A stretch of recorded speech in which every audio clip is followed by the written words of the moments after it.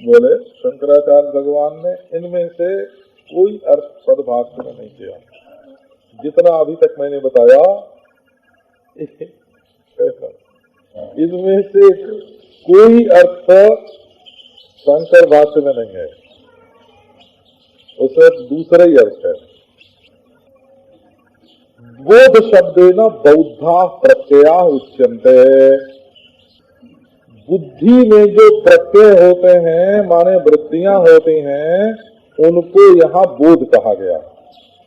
और बोधम बोधम प्रति प्रतिबोधम। देखो, एक ज्ञान है कि ये घड़ी है, ये ज्ञान है कि नहीं? बोले है तो सही। तो एक ज्ञान है कि ये पुस्तक है, तो ये भी ज्ञान है। तो बोले कि देखो, घड़ी अलग है और पुस्तक अलग है और ज्ञान एक है। तो विषय के अलग अलग होने पर भी और मन में विषयाकारता के अलग अलग होने पर भी बोध एक है कि नहीं? दोनों को जानने वाला तो एक है ना, दोनों का ज्ञान एक है। तो ये तो दो चीज है। अब देखो, रात को जिसने जाना वही दिन को जान रहा है कि दूसरा जान रहा है? तो रात का ज्ञान अलग हुआ, दिन का ज्ञान अलग हुआ? तो नहीं, रात और दिन अलग हुए, ज्ञान अलग नहीं हुआ। अच्छा, दाहिने का ज्ञान अलग हुआ और बाएं का ज्ञान अलग हुआ? तो नहीं, दाहिने और बाएं अलग अलग हुए परंतु ज्ञान अलग अलग नहीं हुआ। तो ये जो अलग अलग देश, अलग अलग काल और अलग अलग वस्तुएं मालूम पड़ती हैं, इनमें जो एक ज्ञान है स्वयं है ना। प्रतिबोध विदितम मतम, वो घड़ी का ज्ञान पैदा हुआ और नष्ट हुआ। बोले नहीं, घड़ी आई और गई परंतु ज्ञान एक ही रहा। सूर्य की रोशनी में चमार जूता बनाता है, ड्राइवर मोटर चलाता है, रसोईया रसोई बनाता है, पंडित जी वेद पाठ करते हैं और फौजी बंदूक की गोली दागता है। लेकिन रोशनी एक है कि नहीं? रोशनी एक है। वैसे तुम्हारी रोशनी जो है, तुम रोशनी हो, तुम रश्मि हो। रश्मि नहीं, प्रकाश हो, है ना। और प्रकाश ऐसे प्रकाश हो जो आगे पहले और पीछे को भी बतावे और दाएं और बाएं को भी बतावे, और यह और वह को भी बतावे। और जिस प्रकाश में न दाएं है न बाएं है, न यह है न वह है, न पहले है न पीछे है। प्रत्यय का भेद होने पर भी, वृत्ति का होने पर भी जो ज्ञान की एकता और अद्वितीयता,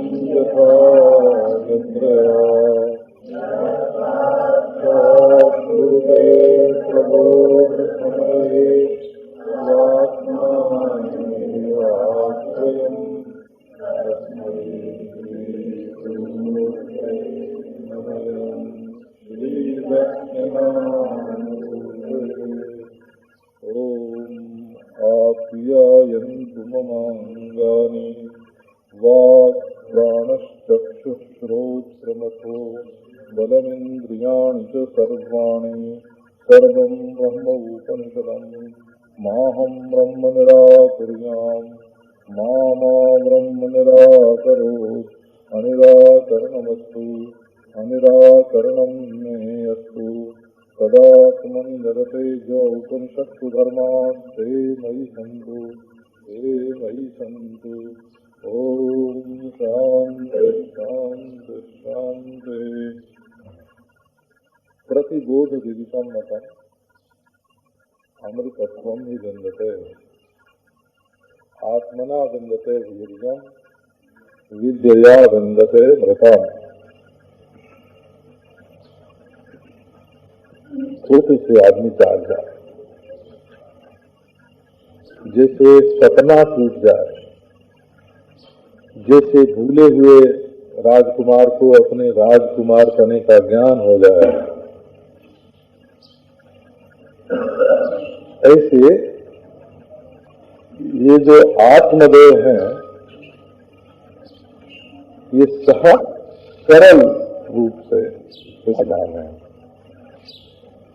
एक आदमी चाहता था कि हम आकाश का अंश कहाँ है इसका पता लगाना, ऊपर के नीचे, दाहिने की बाएं, चिड़िया होके उड़ा तो उसको कभी आकाश का अंश मिलेगा? असल में आकाश का प्रारंभ कहाँ है और अंत कहाँ है?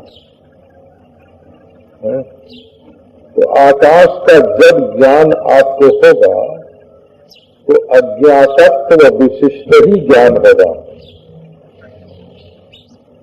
माने इसके ओर छोर को न जानना ये भी रहेगा और आकाश को आप जानेंगे भी। अज्ञान भी आकाश का अज्ञान भी रहेगा और ज्ञान भी रहेगा। अज्ञान रहित ज्ञान आकाश का नहीं हो सकता। अच्छा, काल कब प्रारंभ हुआ? कोई भूत का पता, आदि भूत का पता लगा सकता है, भूतादि का।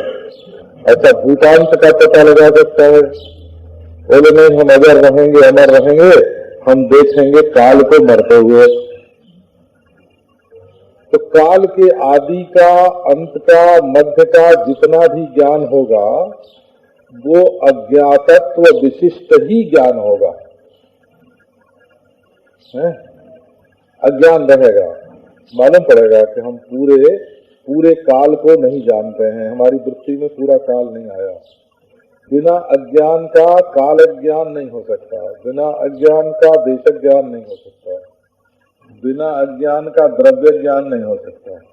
क्योंकि असल में देश और काल, देश का विभाजक द्रव्य ही है। ये घड़ी है तो इसके पूरब है, पश्चिम है, उत्तर है, दक्षिण है, बाहर है, भीतर है, पहले है, पीछे है। देश और काल का विभाजन पदार्थ ही करता है और पदार्थ का आदि और अंत जब ज्ञात होगा तब अज्ञातत्व विशिष्ट ही होगा और उसका ज्ञान रहेगा। एक युक्ति देखो, और अन्य पुरुष का जब भी ज्ञान होगा, अन्य व्यक्ति का, अन्य वस्तु का, अन्य संबंध का, समवाय का, संयोग का, तो परिच्छिन्नत्व विशिष्ट ही होगा। ये भी आप ध्यान रखो, वो वस्तु परिच्छिन्न रहेगी, वो हमसे परिच्छेद्य होगी। परिच्छेद्य का अर्थ क्या हुआ? एक से अलग करके दूसरे को जानेंगे, दूसरे से अलग करके पहले को जानेंगे। जब घट और पट दोनों न हो तो दोनों का भेद कैसे ज्ञात होगा? तो भेद जब ज्ञात होगा तब परिच्छेद्य हो करके, कट करके, अलगाव को प्राप्त करके ही तो भेद का ज्ञान होगा ना। तो जहां जहां भेद का ज्ञान होगा वहां वहां अज्ञातत्व भी जरूर रहेगा। कहने का मतलब यह है कि देश, काल, वस्तु है, काल के परिणाम, काल में होने वाले परिणाम और देश में होने वाला परिमाण, परिमाण माने नाप, परिणाम माने तबादला, परिवर्तन। काल में होने वाले परिणाम, देश में होने वाले परिमाण, 1 गज, 2 गज, 1 फुट, 3 फुट है, और वस्तु में होने वाले वजन हो, है ना, 1 मासा और 1 मासा का करोड़वा हिस्सा, ये भी परिमाण, परिणाम मानता, बदलना, वस्तु का बदलना, ये सब के सब अज्ञातत्व विशिष्ट ही होंगे। अब हम आपको एक ऐसा स्थान बताते हैं जहां अज्ञातत्व रह नहीं जाता। वो कौन सा स्थान है? और जो सबको जान रहा है ना, अरे अपना आता ही हो, है ना? ये कैसा है? अज्ञातत्व का भी ज्ञाता है, ये अज्ञातत्व का भी ज्ञाता है। इदम अज्ञातम इति अहम जानामि, अज्ञानम अहम जानामि। अच्छा देखो, मैं नहीं हूं ये आप नहीं जान सकते, मैं नहीं जानता हूं ये भी आप नहीं जान सकते, मैं अक्षर हूं ये भी आप नहीं जान सकते। तो अनुभव की प्रणाली में आत्मा सत चित आनंद स्वरूप है और देश काल वस्तु परिणाम परिमाण परिणाम मानता ये सब अज्ञातत्व विशिष्ट हैं। अच्छा, अब एक बात देखो बड़ी विलक्षण है, यदि आप अपने को देहेंद्रियादि का साक्षी जानोगे, मैं साक्षी हूं,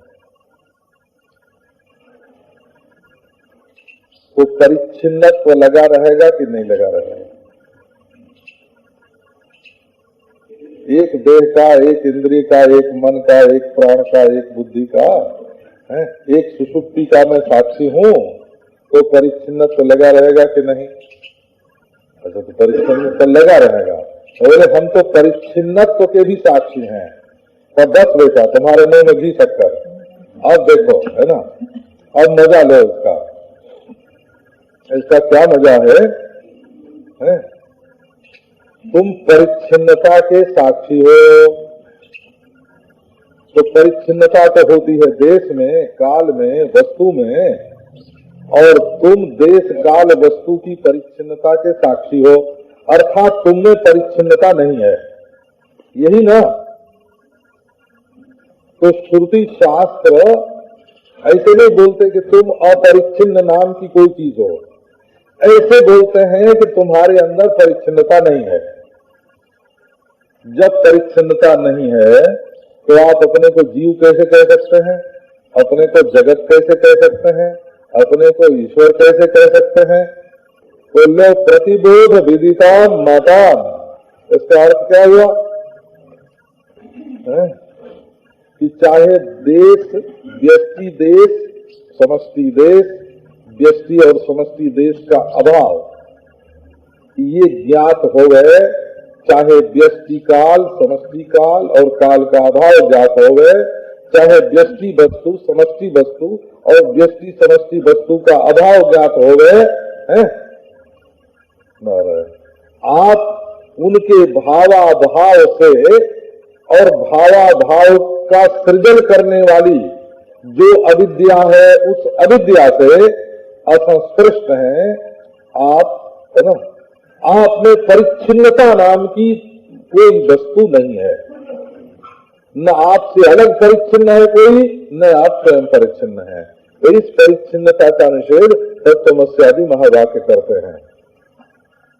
इसी से भाई मेरे धर्मानुष्ठान के द्वारा अंतःकरण शुद्धि हो सकती है, परंतु अपनी अपरिच्छिन्नता का बोध नहीं हो सकता। उपासना द्वारा ईश्वर की विशालता का बोध हो सकता है, परंतु उससे अपरिच्छिन्न ब्रह्म बोध नहीं हो सकता। योगाभ्यास के द्वारा अपने दृष्टापन का बोध हो सकता है, परंतु दृष्टा के अद्वितीय पने का, ब्रह्म पने का बोध नहीं हो सकता। इसके लिए तो वेदांत वाक्य सुसदा रमन्तः,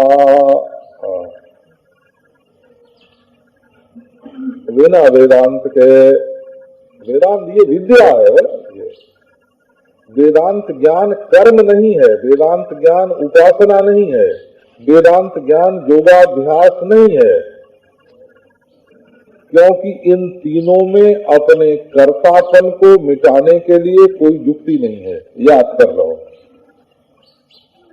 धर्म का कर्ता होता है, उपासना का कर्ता होता है, योग का कर्ता होता है? धर्म में धर्म का फल परोक्ष होता है, धर्म की क्रिया होती है और कर्ता होता है।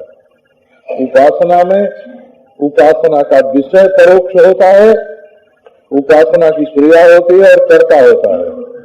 और योगाभ्यास में फल जो है समाधि रूप फल लोकांतर में तो नहीं होता, लेकिन कालांतर में होता है, देशांतर में नहीं होता। समाधि स्वर्ग में नहीं लगती, यही लगती है।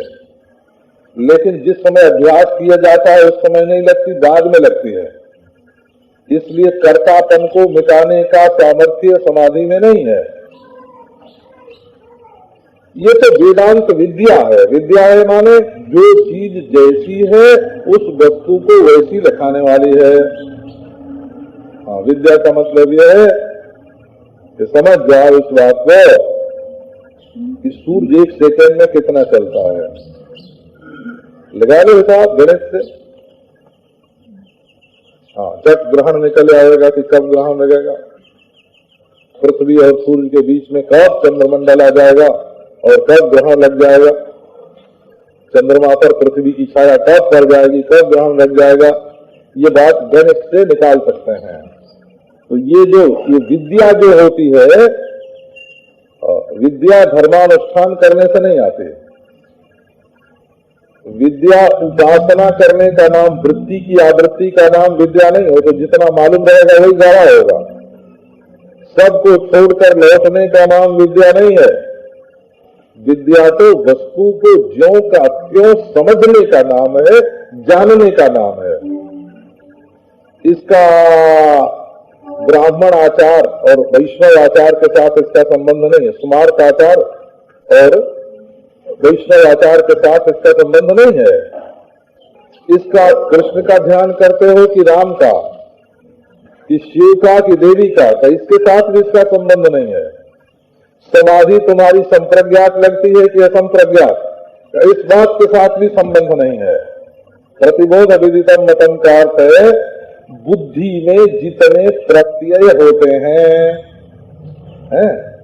देश प्रत्यय, काल प्रत्यय, वस्तु प्रत्यय, देश काल वस्तु अवयव प्रत्यय और अवयव अवयवी अभाव प्रत्यय, जितने भी प्रत्यय अलग अलग जितनी वृत्तियां होते हैं। देश बड़ा भारी है, ये देश का एक हिस्सा है। काल बड़ा भारी है, अनादि अनंत, और ये उसका 1 मिनट हिस्सा है। तो ये सारी कल्पनाएं, जल्पनाएं, ये सब गांव में औरतें जैसे भीत पर तस्वीर बनाती है ना, अल्पना, एक कल्पना होती है, एक जल्पना होती है, एक अल्पना होती है।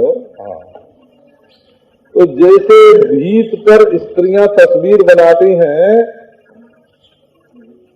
ऐसे ये प्रत्यय के द्वारा तस्वीर बनाए हुए हैं। सब के सब ये आकार, सब के सब नाम और सब के सब रूप। इन भिन्न भिन्न प्रत्ययों का जो एक साक्षी है ना, वो कौन है? का प्रतिबोध विदित, प्रतिबोध विदिताम मताम। अच्छा, ये जो प्रत्यय हैं ये किससे ज्ञात होते हैं? प्रत्यय शब्द का अर्थ फिर से समझ लेना हो। ये बाहर जो तस्वीर दिखती है, कैमरे में जो उसका दिल लगा होता है ना, कैमरे का दिल, अरे दिल को फिल को एक ही बात है। तो वो बाहर से जो परछाई पड़ती है उसको पकड़ लेता है। तो बाहर जो घाट पाट मठ आदि है ना, स्त्री पुरुष आदि हैं, आंख के रास्ते जो इनकी परछाई पड़ती है दिल में, उस परछाई को पकड़ने वाला जो ज्ञान है, जो वृत्ति है, उसको प्रत्यय बोलते हैं। प्रत्यय प्रतीपम अयते, जैसे घड़ा जो है वो बाहर की ओर नहीं जाता, भीतर की ओर आ जाता है। प्रत्ययनम प्रत्यय, प्रत्ययनम प्रतीपम अयनम प्रत्यय। किसी भी वस्तु का बाहर से भीतर आ जाना, बाहर की चीज का भीतर दिखने लगना, इसका नाम प्रत्यय है। घटक प्रत्यय, मठ प्रत्यय, स्त्री प्रत्यय, पुरुष प्रत्यय, इसका नाम प्रत्यय है। अयनम ज्ञानम, ये ई धातु जो है वो ज्ञानार्थक है। अध्ययन में जो अयन है, अध्ययन में जो अयन है, प्रत्ययन में भी वही अयन है। उपसर्ग का फर्क है, उसमें अधि है, इसमें प्रति है। अच्छा जी, तो ये अलग अलग चीजें आती रहती हैं, कभी कोई कभी 1 मील आया तो कभी 10 मील की कल्पना हुई, कभी 1000 मील की कल्पना हुई, कभी 1 मिनट आया, कभी घंटे भर की कल्पना हुई, कभी दिन रात आ गया, कभी एक स्त्री पुरुष की कल्पना हुई और कभी हजारों की भीड़ मालूम पड़ गई, और कभी सब छूट गए। जागृत प्रत्यय, स्वप्न प्रत्यय, सुषुप्ति प्रत्यय, ये सब प्रत्यय है। अब ये बताओ कि इनको जानता कौन है? तो कोई कहते हैं कि प्रत्यय को प्रत्यय ही जानते हैं, माने वृत्ति को वृत्ति ही जानते हैं। अब इन सब बातों पर शास्त्रार्थ बहुत है ना। अच्छा, तो वृत्ति को वृत्ति जानती है, अगर ये बात मानी जाए तो सवाल है कि उसी वृत्ति को वही वृत्ति जानती है कि दूसरी वृत्ति को वह वृत्ति जानती है? तो अपने आप में 2 हिस्से मानने पड़ेंगे। वृत्ति के 2 खंड हो गए, एक जनाना वृत्ति, एक मर्दाना वृत्ति। मालूम कराने वाली वृत्ति, एक मालूम करने वाली वृत्ति हो, 2 वृत्ति हो गई। तो अब देखो, एक वृत्ति के जब 2 खंड हो गए तो काल में खंड हुए कि देश में खंड हुए कि वस्तु में खंड हुए? माने स्वयं वृत्ति, वही वृत्ति उसी वृत्ति को नहीं जान सकते। तो कहो कि दूसरे को जानते हैं, तो दूसरी वृत्ति तो चली गई है, वो चली गई, अब उसको वो कैसे जानती है? वो तो बाद में आई। पिता तो जन्म की जाने पूछ, वो वृत्ति तो पैदा हुई और मर गई, दूसरी वृत्ति पैदा हुई और ये भी मरेगी, तो ये मरी हुई वृत्ति को कैसे जानेगी? तो मतलब ये कोई ऐसी चीज चाहिए है ना, जो दोनों वृत्तियों में एक रहती है, तीनों वृत्तियों में एक रहती है। जागृत आई गई, स्वप्न आया गया, सुषुप्ति आई गई, स्त्री आई गई, पुरुष आया गया, रात आई गई, दिन आया गया, पूरब आया गया। जो पूरब है वो पश्चिम होता जाता है, पूरब चलते जाओ तो जो तुम्हारे पूरब है 1 मिनट में वो दूसरे मिनट में पश्चिम हो जाएगा, चलते जाओ। पश्चिम चलो तो जो 1 मिनट में पश्चिम है वो दूसरे मिनट में पूरब हो जाएगा। ये सारे कुछ है नहीं बोला,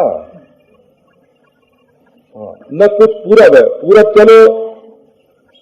चलो तो पूरा पश्चिम होता जाएगा, पश्चिम चलो तो पश्चिम पूरब होता जाएगा, ऊपर चलो तो ऊपर नीचे होता जाएगा, नीचे जाओ तो नीचे ऊपर होता जाएगा। अरे कुछ है भी इनमें, कुछ तत्व भी है, कुछ स्थिरता भी है। तो बोले ये जो बदलते हुए है ना, अनवस्थ अशरीरम शरीरेषु अनवस्थेष्वस्थितम् महान्तम विभुमात्मानम मत्वा धीरो न शोचति।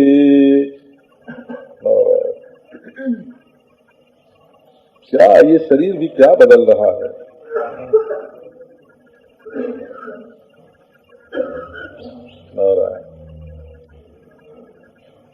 पहले इंतजार थी कि मूछ जल्दी निकल जाए।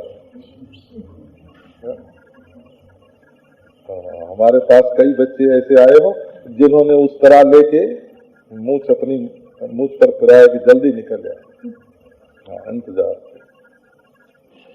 निकल आई तो रोज सफा चट करने लगे है ना, कि नहीं रहे नहीं। पहले तो मूछ निकालने की बड़ी जिज्ञासा थी है ना, फिर उनको रोज सफा चट करने लगे। फिर ये हुआ कि बाबा कोई सफेद ना आ जाए, ये डर लगा। लेकिन इस बदलती हुई दुनिया में कुछ स्थिर रहा है। इनका कोई स्वरूप नहीं है, इनका कोई स्वभाव नहीं है, इनमें कोई आकृति नहीं है, इनमें कोई गुण नहीं है, इनमें कोई नाम नहीं है। आप किसी भी चीज की आकृति, गुण, उसका नाम, उसका रूप, उसका स्वभाव स्थिर करके बताइए। तो इसमें केवल अपना आपा जो है ना, प्रतिबोध विदितम मतम, बदलती हुई वस्तुओं में, कालों में, देशों में, वृत्तियों में, इस धारा में जो एक ज्ञान चट्टान की तरह स्थिर है। प्रतिबोध विदितम मतम। बोले कि इसका ब्रह्मत्व भी तो ज्ञात नहीं हो सकता। तो कौन कहता है कि इसका ब्रह्मत्व ज्ञात होगा? परंतु इसका अब्रह्मत्व भी तो सिद्ध नहीं होता। माने परिच्छिन्न, अब्रह्मत्व माने परिच्छिन्न। ये ब्रह्म शब्द के चक्कर में नहीं पड़ना हो। ब्रह्म माने अपने बारे में एक ऐसी चीज जिसको आप नहीं जानते हैं। एक ऐसी बात बताई जाती है कि अपने बारे में जिसको आप अब तक नहीं जानते थे, अब उसका नाम ब्रह्म रख करके हम बता रहे हैं। तो क्या बता रहे हैं का यही कि आप अपने को जो देह से, इंद्रिय से, प्राण से, मन से, बुद्धि से, जागृत से, स्वप्न से, सुषुप्ति से, समाधि से, संप्रज्ञात से, असंप्रज्ञात से, मर्त्यलोक से, वैकुंठ से जो अपने को परिच्छिन्न समझते थे, तो आप नहीं हैं। आप अपने को जैसा जानते हैं वैसे नहीं है, जैसा मैं बताता हूं वैसे हैं। और आप मुझे जैसा देखते हैं वैसा मैं नहीं हूं। मैं अपने को जैसा जानता हूं वैसा हूं।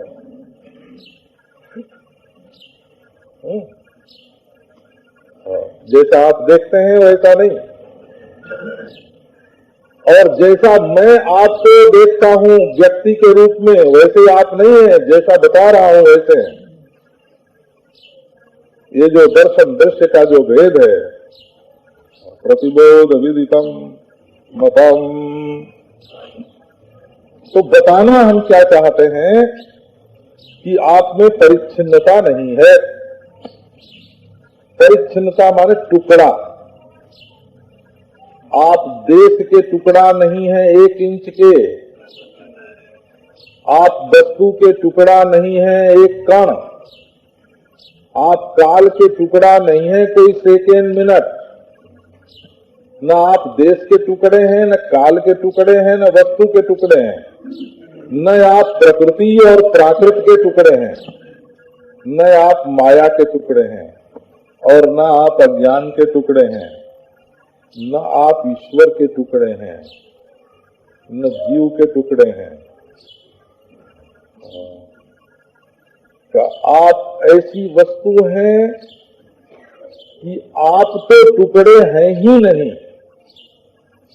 आपके बाहर या भीतर कहीं कोई दूसरा टुकड़ा भी नहीं है। ब्रह्म बताने का अभिप्राय ये होता है। ये नहीं कि आप अपना नाम ब्रह्म रख लें,